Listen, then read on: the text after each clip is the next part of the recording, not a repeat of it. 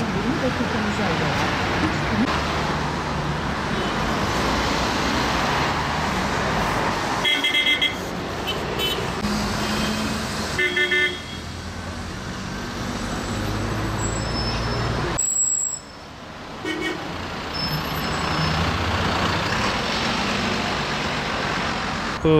Her yılbaşı yaklaştığında Türk milletinin, Müslümanların gündemine taşınan bir mevzu. Ama bununla ilgili maalesef insanları bir türlü bu şans oyunlarından vazgeçirecek tedbirleri maalesef alamadık. Tabii İslam'da haram da belli, helal de bellidir. Bunların arasında şüpheli şeyler vardır. Peygamber Efendimiz öyle buyuruyor. Ama şans oyunları kesinlikle haramdır.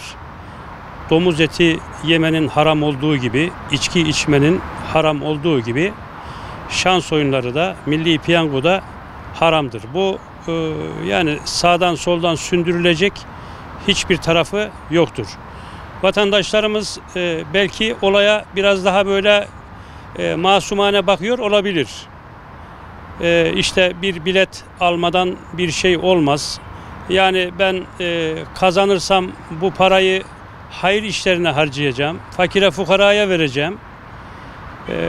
Fakire fukaraya da verse, hayır işlerine de vermiş olsa bu paranın ne hayrına ne fakir fukaraya faydası olur. Allah'ın men ettiği, Allah'ın istemediği bir fiilin yapılması hiçbir şekilde kişiye hayır olarak dönmez. Tabi burada biz Diyanet İşleri Başkanlığı mensuplarına, Diyanet'in sendikalarına da bu noktada büyük işler düşüyor. Nasıl Diyanet İşleri Başkanımız sigaranın haram olduğu noktasında üzerinde ısrarla durarak her platformda bunu dile getiriyor ise şans oyunlarının da milli piyangonun da haram olduğu noktasında hutbelerde, çeşitli platformlarda, çalıştaylarda, toplantılarda bunun dile getirilmesi ve artık buna bir dur denmesi lazım. Vatandaş asgari ücretle çalışıyorum diyor, evime ekmek götüremiyorum diyor. Bir bakıyorsunuz piyango bileti kuyruğunda bu insanlar var. Yani bu kesinlikle kabul edilemez. Çoluğunun çocuğunun rızkını helal alın teriyle kazandığı parasını şans oyunlarına harcayamaz.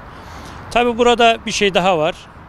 Yani milli piyango diyoruz. Milli devletimizin milli ifadesiyle sanki insanların önüne atılan yani böyle masumane bir kelime gibi devletin işlettiği bir kurum gibi her ne kadar gözükse de biz bunu da kabul etmiyoruz.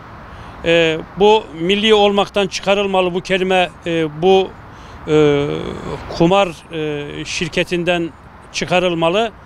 Eğer kaldırılmayacaksa kendi başına ne yapacaksa yapsın, devletimiz de buna gerekli çözümü bulması gerekir diye düşünüyorum. Yani kutlamalarında tabii yani dinimizde olmayan bir ananenin, kutlamanın tabii kutlanması yani bize ait olmayan bir geleneğin kutlanması tabii Müslümanların dininde, örfünde, yaşayışında olmayan bir şeyin kutlanması Müslümana yakışmaz. Dolayısıyla bize ait olan şeyleri biz yaşamalıyız. Dinimizin güzelliklerini toplumumuza yansıtacak eğer kutlamalar varsa onların içerisinde olmayız. Bir Hristiyan adetini bir Müslüman memleketinde kutlamamız yani ne kadar doğru olur, ne kadar güzel olur bunu vatandaşlarımızın takdirine bırakıyorum.